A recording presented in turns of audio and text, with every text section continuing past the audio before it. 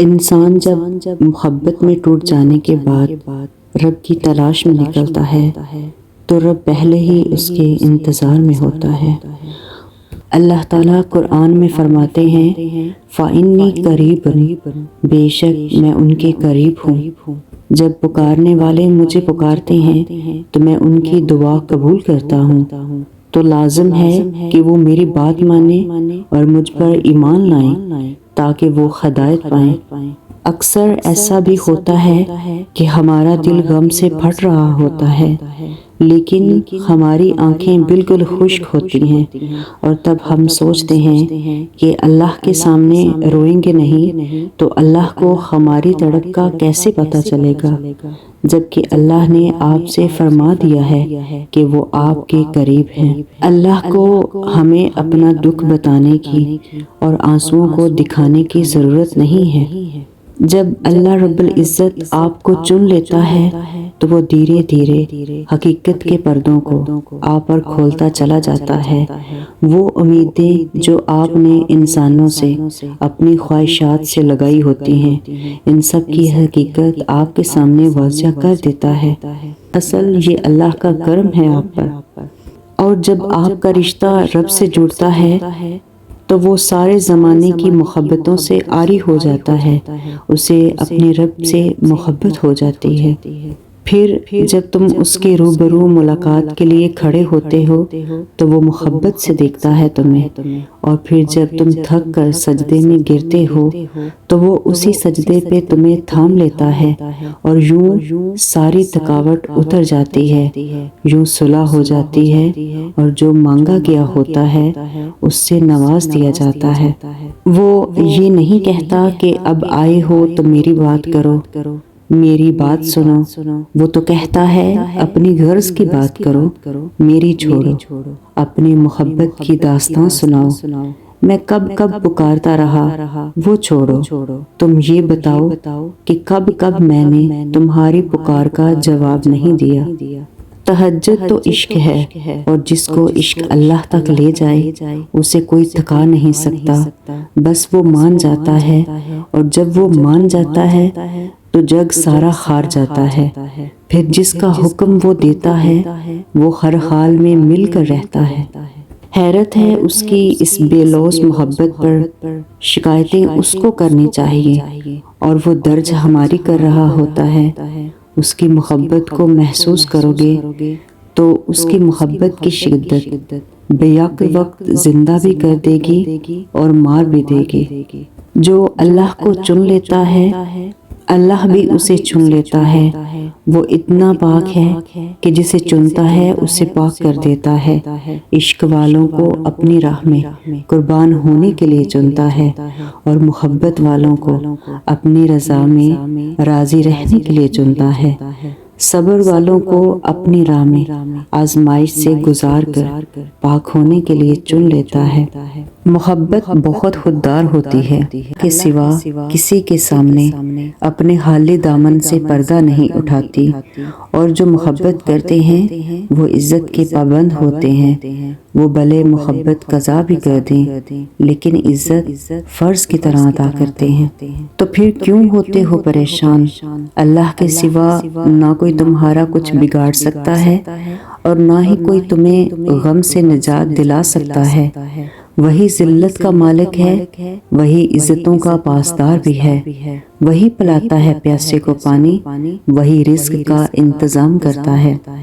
یوسف علیہ السلام نے بچپن میں ایک خواب دیکھا تھا جو کتنے سالوں کے بعد حقیقت ہوا۔ وہ خواب تو خوبصورت تھا مگر اس کی تعبیر نہ جانے کتنی تکلیفوں اور شدید صبر کے بعد ملی تھی۔ تم نے بھی ایک خواب دیکھا ہے، تم بھی فی الحال تکلیفوں سے گزر رہے ہو، لیکن یقین رکھو تمہارا رب بھی وہی ہے جو یوسف علیہ السلام کا رب ہے۔ بے شک سب علم والوں سے بڑھ کر ایک علم والا ہے۔ جانتے ہو کہ دستک کے باوجود بھی کچھ دروازے نہیں کھلتے کیونکہ وہ تمہارا پتہ ہی نہیں ہوتے۔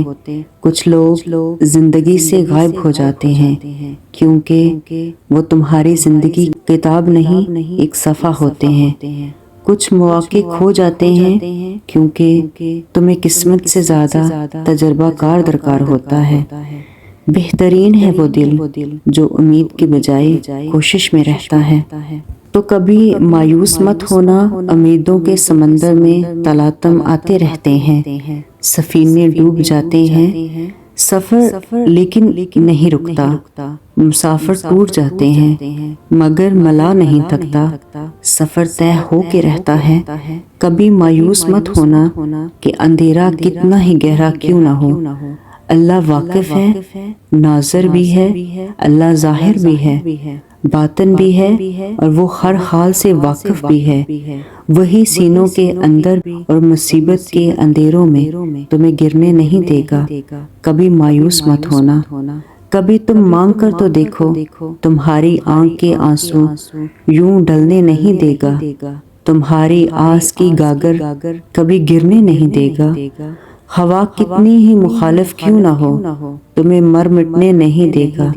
کبھی مایوس مت ہونا، وہاں انصاف کی چکی ذرا دھیرے سے چلتی ہے مگر چکی کے پارٹوں میں بہت باریک پستا ہے۔ پتہ ہے اگر اللہ تمہیں سب کچھ عطا کر دیتا تو تم سجدہ کرنے کا سکون کیسے پاتے؟ تمہاری دعاؤں کی شدت سے ہی اللہ مان جاتا ہے۔ جب تمہاری خواہشات کا پیالہ بھرا رہے گا، اللہ کو منانے کے لیے آنسو کہاں سے لاؤ گے؟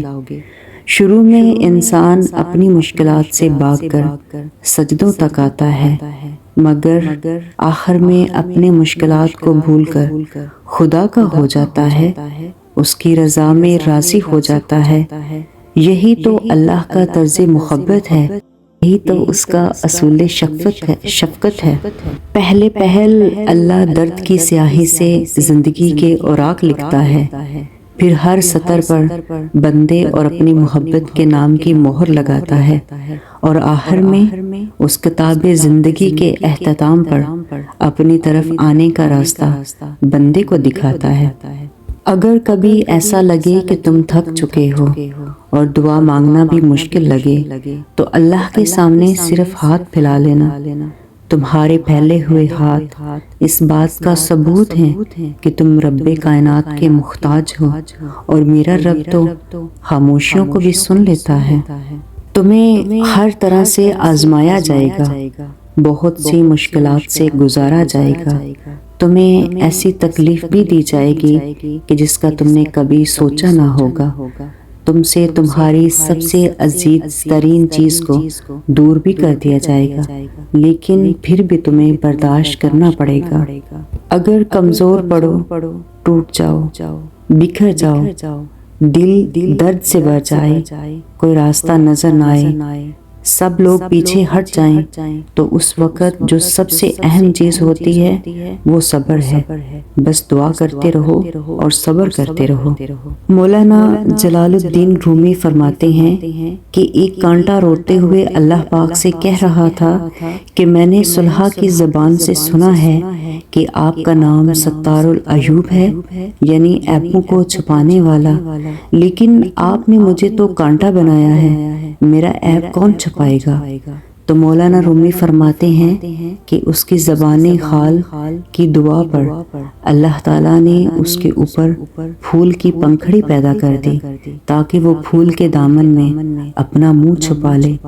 بتائیے گلاب کے پھول کے نیچے کانٹے ہوتے ہیں یا نہیں؟ مگر باغبان ان کانٹوں کو باغ سے نہیں نکالتا، باغ سے صرف وہی کانٹے نکالے جاتے ہیں جو خالص کانٹے ہوں، جنہوں نے کسی پھول کے دامن میں پناہ نہ لی ہو۔ اسی طرح جو لوگ اللہ والوں سے نہیں جڑتے ان کے لیے تو خطرہ ہے، لیکن جو گنہگار اللہ والوں کے دامن سے جڑ جاتے ہیں ان کی برکت سے ایک دن وہ بھی اللہ والے بن جاتے ہیں۔ دنیا کے کانٹے تو پھولوں کے دامن میں کانٹے ہی رہتے ہیں، لیکن اللہ والے ایسے پھول ہیں کہ ان کی صحبت میں رہنے والے خود بھی کانٹے بن جاتے ہیں۔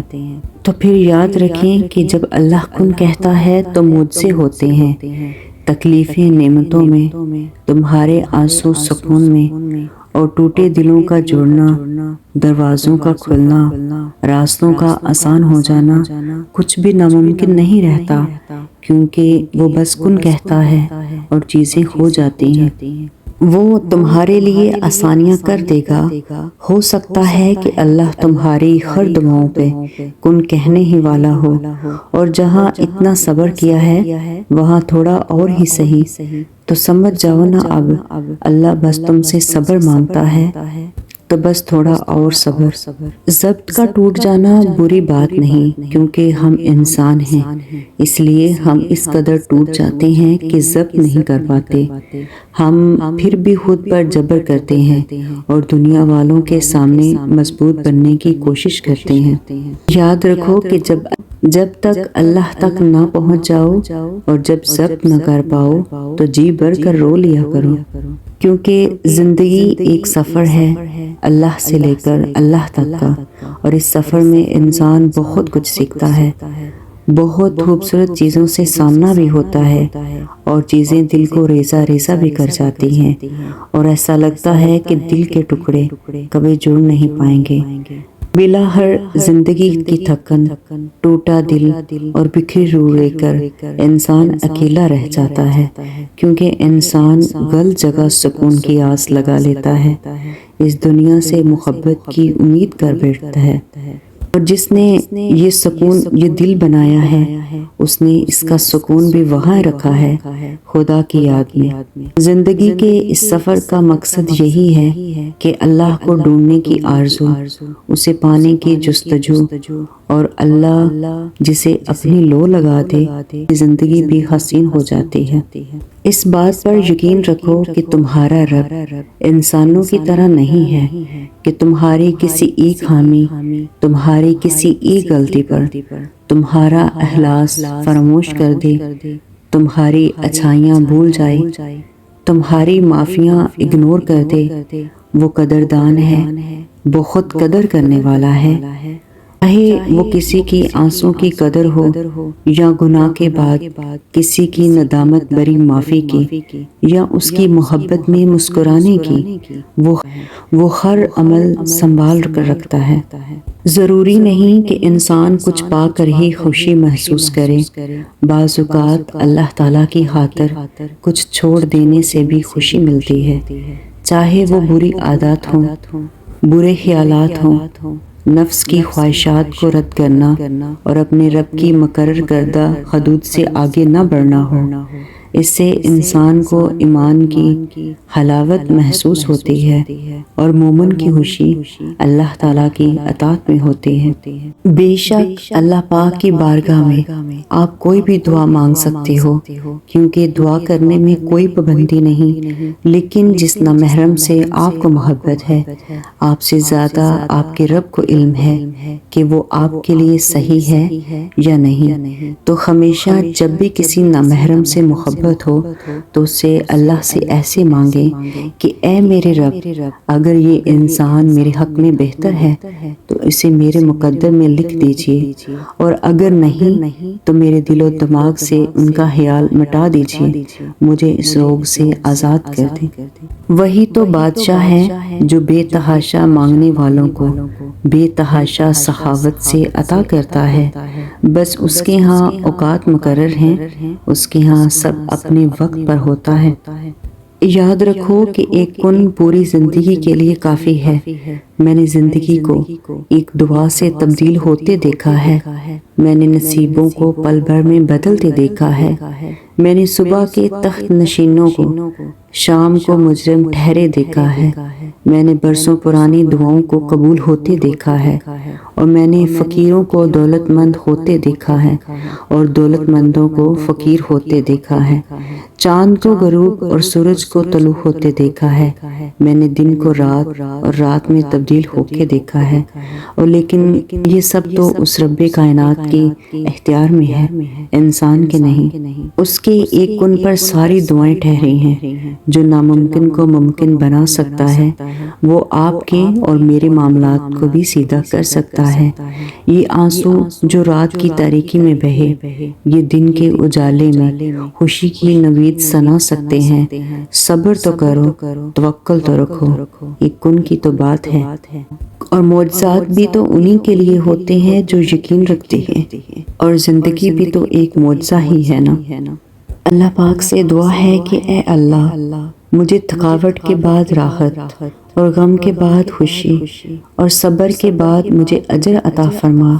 اے اللہ، میں اپنے دل میں دنیا کی وحشت اور اس کی تنگی سے پناہ مانگتی ہوں۔